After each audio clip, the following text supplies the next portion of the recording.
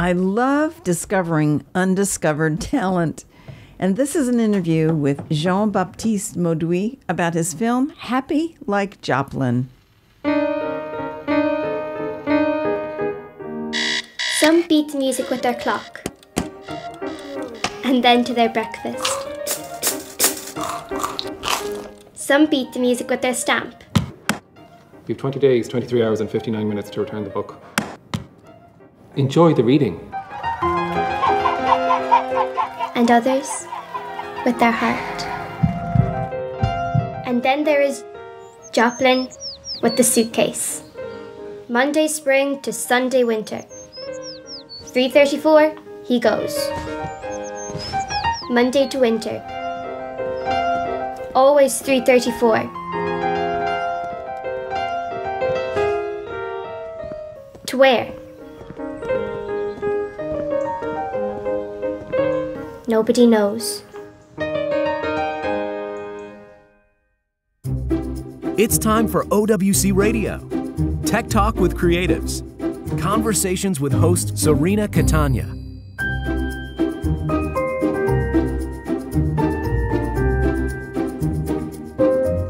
I have told you guys about Jean-Baptiste Mauduit, and I am now with him, and I have a lot of questions about this amazing movie that you did, Jean-Baptiste. Welcome to OWC Radio. As I was telling everyone as I was telling everyone before we started, every once in a while you see a film and, I looked at your film and I thought, okay, this is a gem. And I wanted to talk to you about how you made it. And so let's just jump right in. Tell everybody what you have been doing prior to becoming a filmmaker for a living, and where are you at the moment? Being honest with you, I am not a filmmaker professionally. I am a senior market researcher, and I'm working for an American company based in Sugar Land, but they have an office in Europe, and I am living in Ireland. I'm not even in France. So I'm a senior market researcher for a company named IIR, Industrial Info Resources Europe. But during my free time, I just love to make short movies. So it's one of my first, actually. It's my second short movies. So I'm not a professional yet, but... I'm going to tell you, don't underestimate yourself because you're incredibly talented. Thank you very much. We have a tendency to think that, oh my goodness, I'm not making the big bucks on my movie. I'm not quite a filmmaker yet. You have started at a very high level, and I think you've set the bar high for a lot of other people. I know I saw a very early version of it. We have some voices to re-record. So it's nearly finished, but I have 2 kids. I'm working 5 days a week. And on the weekend, my wife is working most of the time. So it's that's my problem, extremely hard to get the time. But if the people want to go on Vimeo to watch the movie, it's nearly a final version of it. Well, I tell you what I'm going to do. I'm going to follow up with everyone and give you the link when Jean-Baptiste is ready so that you can actually watch this wonderful movie that we're going to be talking about. And by the way, welcome to the world of independent films because we have to fit it into our schedules with other things. Trust me, I understand that quite well. So you research global markets and talk about trends. So that's we're going to have to bring you back and really talk about that because I'm sure that it would be fun to pick your brains about all of that. But you're born in Paris, right? Sorry, yeah. I am born near Paris, yeah, absolutely. And I was interested to find out that you were a master stone carver. Actually, it's my real work. I was a stone carver for 14 years. Because since I am small, I love history and I love all the churches and castles. And so when I got in the age to be an apprentice, I jump into it and I loved it. I absolutely love this job with all my heart for 14 years. But unfortunately, I was diagnosed with a bones disease and I had to give up. But I am not, I don't like to do nothing. So I just decided that, okay, I have to find another job. I like my job, but I might not love it as much as stone. But in the meantime, I might try to get to do something that I really love. So I just decided, because I have a passion for movie for years, so I just decided, okay, let's try just to do something a bit more creative than market researching, which is very creative, by the way. I love my job. but I just needed something a bit more emotional. When actually you work with old stone, 1,000 years old, 500 years old, and you see the work that people put into it before, it kind of creates it's emotional as well. So you are just, you're restoring a job, then people spend years and years to work. And I needed to find back this kind of emotion. And filmmaking, I think, gave me this kind of emotion. Yeah, this is why I jumped into it. You were working on restoring churches and ancient castles and churches. And churches, I did that for 14 years. Wow. Yeah, absolutely. I was working in Le Louvre for a while. In Paris, I was working. Yeah, I was working in a cathedral in Belgium. I was working in some castle in La Vallée de la Loire, the King's Castle. You have a lot of castles there. I did that for 14 years. J'ai habité à Orléans pendant quelques années, alors je connais. Vraiment? The Loire Valley, oui. Ça me manque beaucoup. I was working in Chaumont Castle. Okay, very good. Yeah. So you mentioned that you were hired to restore Clare Galloway Castle in County Galway in Ireland. County Galway. Yeah. So what happened with that? Because I think you ended up staying, right? Like everything, I came to Ireland. I was 24 years old, and I met a young lady. So things happened, and I got married, and I have two lovely children, 13 and 10 years old. Yeah. So you fell in love with a woman from Ireland. What she was from? She wasn't from Ireland. From Poland, living in Ireland as well. So okay, we are in. Yeah, it's a global. It's a global family, international family.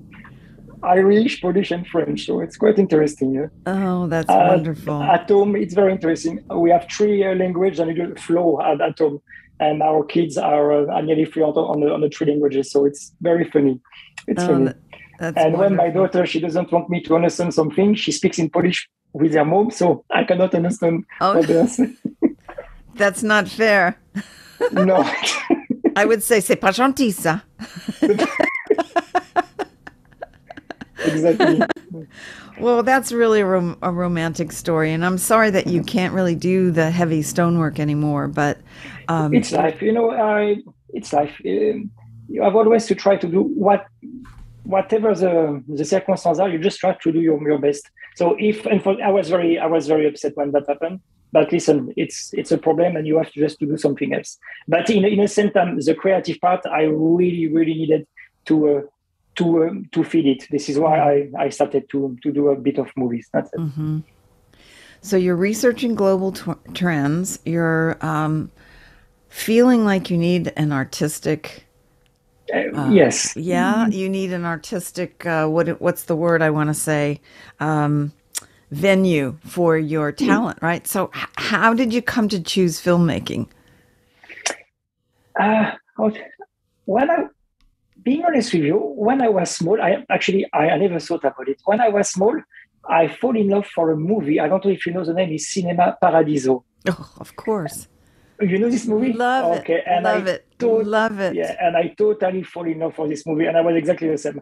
I was than a small boy. I was going to the cinema all the time. I was going sometime to the room and steal some kind of film as well and keeping it at home. My mom hated it, as well. So and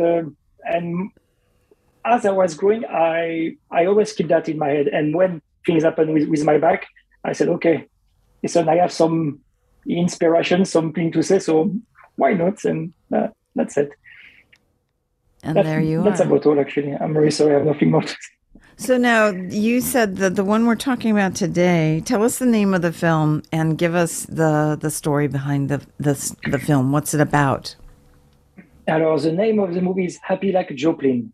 And the movie, it's about a man that sits on a bench, and every day is going to some places that we have no idea where. And there is this young girl. She's very original. She has a different way to see things. She's very, very shy as well, and she's chosen by a friend to follow him and know exactly where this man is going and what is he doing. He's just a man. He sits on the bench every day. And same time standing and going somewhere, not speaking to anyone.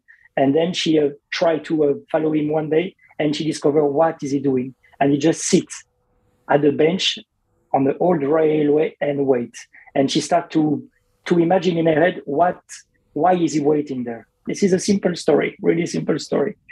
But it's more about her imagination through what actually she can imagine seeing some people. If you want me to repeat it because I made a mistake, I can repeat you again. No, actually, thank you for speaking English. We could also do this in French, but your English is so good, and then I would be embarrassed by my French. But no. So I loved the idea that the children of the village watch the sky, and he comes every day, exactly same time, sits down at the bench, gets out his little, and it's one of those little. Tape players, right? It's a little tape player. Yes. And he's got a tape in it. And he has his earbuds on and he sits on the bench and he plays whatever's on the tape. We don't know what's on the tape yet. And the kids always wonder, why does he do that, right? So this little girl's pretty precocious. She decides, okay, I'm going to find out where this man goes. And I love that she kind of sneaks behind him. Oh, yeah. He doesn't know that she's following him. And then when he gets to the railway station, he's doing the same thing. And so it becomes, at that point, the story becomes a mystery. And we watch then as the little girl tries to figure out what the story is. So who wrote the script? I did with the help of my friend. We had two people to write the script. Actually, this story is not a real story, but nearly I'm living in Chum, in County Galway, and there is a huge park near our home. And there is a lady, she has a lovely dog, and every summer she sits on the same bench, she takes out her food, she eats her food, and she leaves. And once with my friend, she's very interesting person. She has a very different way to dress up, different way to speak. She smiles to everyone. I just love this kind of person, very original, and you cannot get into their head. So actually, it's quite a mystery. And one time we were working with my friend, and we are trying to get an idea for a movie, and then we started to speak. Oh yeah, we never know what she's going. And then we just start to get like maybe she has a lover, maybe she has that, or maybe she just go to the railway next, who is close in 30 years, and she's just wait there for a train that never comes. And it just come like that, some kind of. Yeah, it's fun sometimes to look at people who are interesting, and I like thinking about what their backstory is. Like sometimes I'll make up a story about them. Oh yes, but you have a Ridley Scott. I think he said once something really who struck me. He said, "Life has more imagination than we carry in our dreams," and sometimes you can just see. Sometimes life is unbelievable. You will see some people, you really think, okay, they are boring, they are that. And one day you have something in your heart, you feel a bit dumb. And then this person comes to you very discreetly, she speaks, and you understand the richness than some people has. This is why, I always try to keep the eyes open and look around. It's very trivial, but it's a great source of inspiration. You really see everything around you, absolutely everything. So it's, So you wrote the script, you created the story. Who worked on the film with you? We were a crew of two people only. I was the man, Lawrence Clifford, that actually wrote the script with me, was a sound. He was taking the sound. He edited the sound with me. He was a producer of the movie, so he paid most of the movie. And I was a DOP, the director, and the editor on the movie. So you've been busy. Of work. Very busy. But what I mean, I know that some people have some money, but when actually you don't have too much money, you're trying to be a bit more creative, maybe. Mm-hmm. So it's a very, very, very good experience to try to do everything on your own, because you're learning absolutely every step of the process. So yeah, I think that sometimes it unpacks your creativity when you don't have a lot of money. I totally agree with you. We made so many tests. We tried so many different lenses to try to get a shot that we wanted, but we needed some I don't know, some dolly to do it, but we didn't have the money. So, okay, we try to run with the camera. We try to bring in Final Cut. We try to stabilize it, make an acceleration. And we see, and actually by testing and by trying to do things, you're getting creative and you can get some nice shot, without spending a lot of money. Just try to use your, what you have around you. When you don't have the money, you try to be creative, as you said. I agree. So what cameras were you using to shoot with? We use an old camera. We use a Blackmagic 4K cinema camera. So This is a pretty old camera, maybe 5 or 6 years old. And we shot the movie in HD because the storage was quite expensive. So we shoot everything in HD ProRes 4:2. And that's it. We have only this camera. We use as well 8mm lens, 1.8mm lens, and a Sigma 18 to 35mm 1.8. It's a brilliant lens. So even when we don't have too much light, it was easy to use. Yeah, it's a very fast lens. It's beautiful. Very fast lens, yeah. Very fast aperture. It was so beautifully shot. And I just really, did you do any, how about the lighting on some of the scenes? Like when you're inside the train station, for example, talking to the woman where he used to live, there's a scene where the little girl goes and sees where he used to live. How did you light that scene? We had light. We had light. We had a test and we used three lights, and we had as well some softbox. So everything was, all the inside scene, every single inside scene is lit. Is lit. Yeah, is lit. Yeah. Every inside scene is lit. Yeah, I mean, even with a very fast lens, there wouldn't have been enough light in that room. And I wanted to have some. I wanted to have some kind of organic look. I wanted a part of the face to be more lit than the other, and I wanted the background to be lit. I didn't want anyone to have a face fully lit. I wanted to be a bit of shadow, a bit of mystery in each faces inside. So it's you are not there to make someone look good. You are there to make someone look interesting. Sorry to say that. Absolutely. And I was very impressed with the animation that you did. Talk to us about how you accomplished that. Oh my God, that was it was a lot of work. I have some notes about it. Most of the animation, they are based on I don't know if you know this period in France, probably you know, from the 19th century to the beginning of the 20th century, called La Belle Époque. Yes.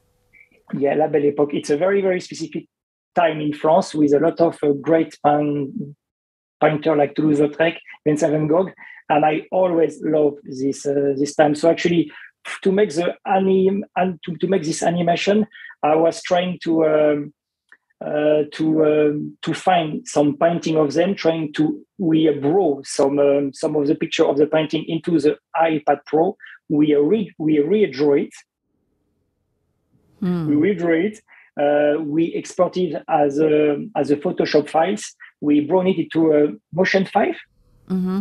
And then we did the animation. And for all the building, they are part of the building from the city I am from in France. So when actually I was going to France, I was making some picture of old building. I brought them to my iPad Pro as a picture. I redraw them. I export a 50 million pixel the Photoshop files. So when actually I brought everything into Motion 5, it was easy to have a good camera move and zoom into the building without having any pixel. It was very, very, very challenging, and especially to put the smoke in top of the chimney. My iMac nearly melted a few times. So when we exported it. That's amazing. I mean, it's not easy to learn those programs, and there you are. How long did it take you to make this film? How to say? The time I have no idea, because sometimes for 3 or 4, the main actor nearly died. He had a problem with his stomach. He had to go to the hospital, and for nearly a year, we totally stopped it. So the day we start, the day we finish, it took 2 to 3 years. But during the COVID, we didn't do anything. So really, if you put all the day together and we really shot, we probably have two weeks of shooting, and the editing special effect all combined together, probably a month and a half, 2 months. But unfortunately, having no time, and sometimes we could not shoot, for example, for the school for 6 months because we needed to get permission from the school board. It's those 3 months of work spread over 2 years. So, wow, unbelievable. How long is the film? What's the length of the film? It's 35 minutes. Yeah. 35 minutes movie. I have to tell everyone listening, I was really mesmerized. One of the other things about this film that I personally liked very much is that you let it breathe. It was so lyrical. It was so, I had time to experience the characters and to think about the environment and the world around them and their backstory. And sometimes in, filmmakers, especially those who are first starting out, they feel like they have to just hit us really hard with something right away and get and keep us moving. And, maybe that's a little bit more European, but I loved the pacing of the film. Do you know the movie All the Morning in the World? Yes. Do you know it, yeah? Yes. Okay. That's okay. So you know that sometimes silence speaks more than dialogue. And actually, this movie was a great inspiration for me. Exactly like I was inspired as well by a lot of Jean-Pierre Jeunet, Jean-Pierre Jeunet and his DOP. Bruno Del Bonnel use a very wide angle lens, and that was really source of inspiration. But this movie, All the Morning in the World, really, it's very, very slow. And in this movie, we really try the movie starts very, very, very quick. And then as more as we get into this young girl, and as more as we get into this man who just wait for a train, we try to change the pace of the movie. It's melancholic and you have time to breathe. I'm delighted that you noticed it. I'm really delighted that you noticed it. It's one of the things I love the most about it, really. I mean, obviously it's very well crafted. You're incredibly talented. And I think that this movie is going to be very well received. I really do wish you good luck. As we say here, break a leg. But the name Joplin, where did that come from? Scott Joplin. I am a big fan of him. Ah, okay. Okay, there you go. You shot with the Blackmagic cameras, and what did you use to record sound? Do you know what he was using to record the sound? And how Zoom H4M, I think, the Zoom H4M. Right. And then he used another that he used it to record the files, and after I think it was Sennheiser for the mic. Yeah. I don't know exactly which one because I'm not at all a sound man, being honest with you. No, that's okay. So there was some mixing afterwards that had to happen. Yes. And how did you do that with the sound? I use Final Cut Pro, and all the things that you see outside, it was so noisy that we could not use any sound. So actually it was done after. And the BBC, if you know the BBC, they put, I think, 16,000 sound free available to their website. So we use them, and then we went as well outside during the night, and we will record nearly all the sound of the movie. Sometime at 3-4 o'clock in the morning, we went there and we will record the sound. So it was a great experience. Anyway. Isn't it amazing what we'll do to get a film done, right? Yeah, but it's slow. I mean, with the time and the problem that actually we had, it's this movie, we put so much, you have no idea. We put so much love into it. It's really, really, really, it's a love story. Really, really. There is nothing else, You really put your emotion into it, and you really try to, and the thing is about motion, it's like on a circus, you walk on the line and it's really, really tricky. It's easy to get into. Too much comedy or a drama. If you really want to get some emotion, it's really, really, really, you know what I mean, yeah? It's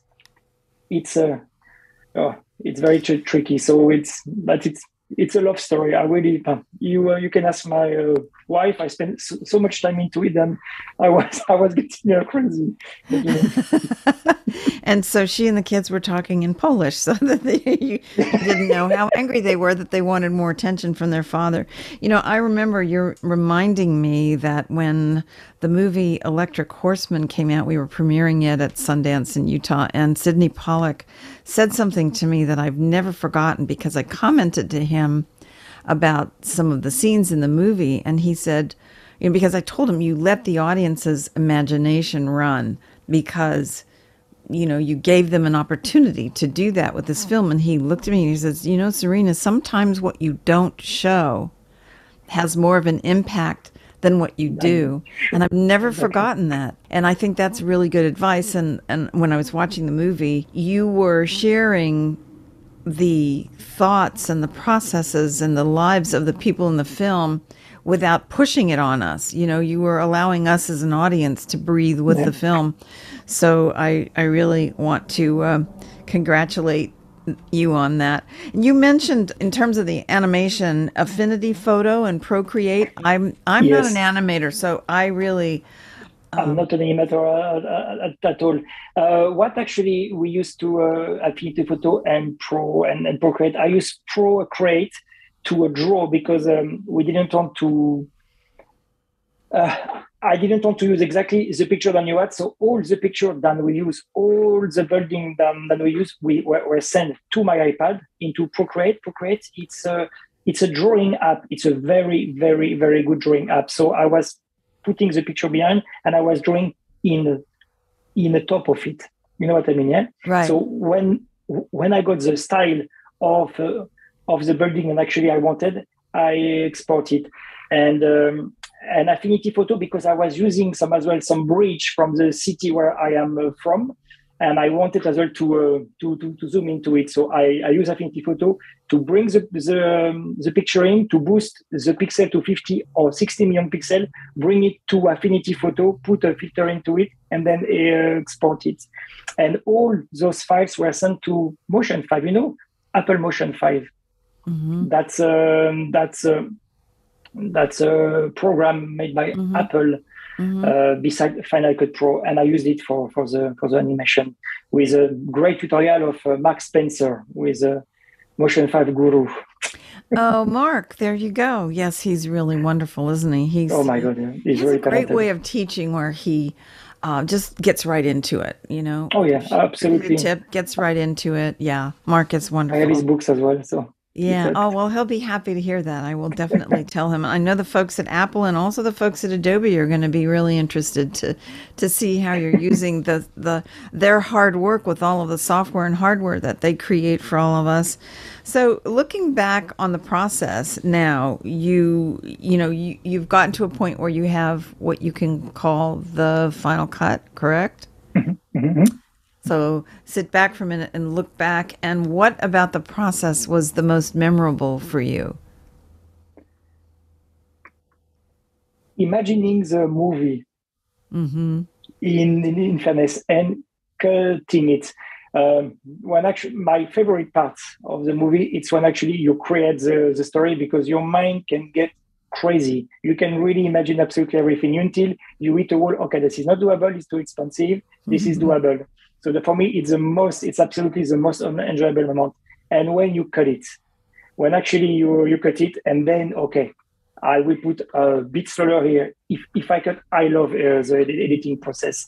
If you have 1 second more, it changes the shot totally. For example, you have a shot of the teacher who said anything else, and we hold it until it's uncomfortable, and then you release it. Or when the lady at the railway, she said, "I'm sorry, but that's all I know," and she has a nice smile to warm up your heart, then you release. So it's really, a movie can be really screwed or made really great in editing. It's such an important part of the process, and the most enjoyable, because you really see your movie that you have on a piece of paper, in your head, on a piece of paper, on your camera, on your files. Then you put them together and you start to create the story. I love editing. more than shooting the movie, because shooting the movie, you have a time, you have to rush. The people, they have their own life to do, to go. So you have really to rush during the shooting. So you have really to prepare really the movie really well prepared. The shooting must be really something, okay, the movie is already done. So it's really quick. It has to be very well organized. But when actually you go to on the editing room, you can really be very creative again. Yeah, you can. How did you find the old man and the little girl? How did you how did you cast the characters? Because it was so good. This man named John Lennon is one of the first person that I met when I came to Ireland. He has Asperger's syndrome. He's Asperger, and he's very open about it. And he's a really, really great man. And when I saw this lady on the bench, she had the same way, very nice and very friendly to behave than him. And I was just asking him because, okay, John, do you mind if we could just try to do some movie with you? And he, Jean-Baptiste, absolutely. And it was just a pleasure. For the lady part, I just needed, because if you notice, we never see her face. Mm-hmm. Mm-hmm. So we hear her voice, but we never see her face. And for Jopin, it's the reverse. We see his face, but we never hear his voice.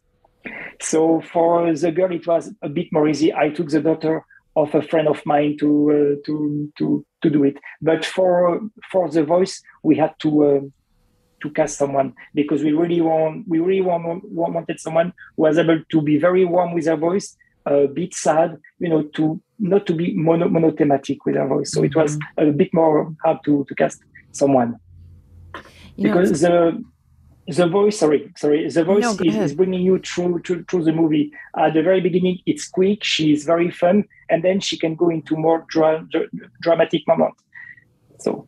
Yeah, that's a difficult thing for independent films to cast the right people. You have to have kind of it's almost, and I don't know if you work this way, but it's almost, you just meet somebody and you have a feeling about them, right? It's the feeling, the human feeling, that the interaction between that person and the director that happens. Was it that way with you then?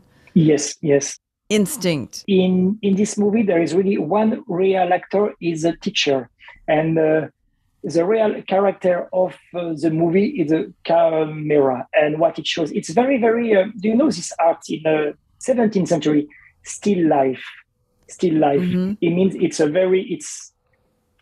we don't have too much move of camera. Mm-hmm. It's really you frame a man sitting on the bench, you frame someone on the back with, it's the story and the camera are the real and the voiceover. They are really the character in this movie. I don't know if it makes sense.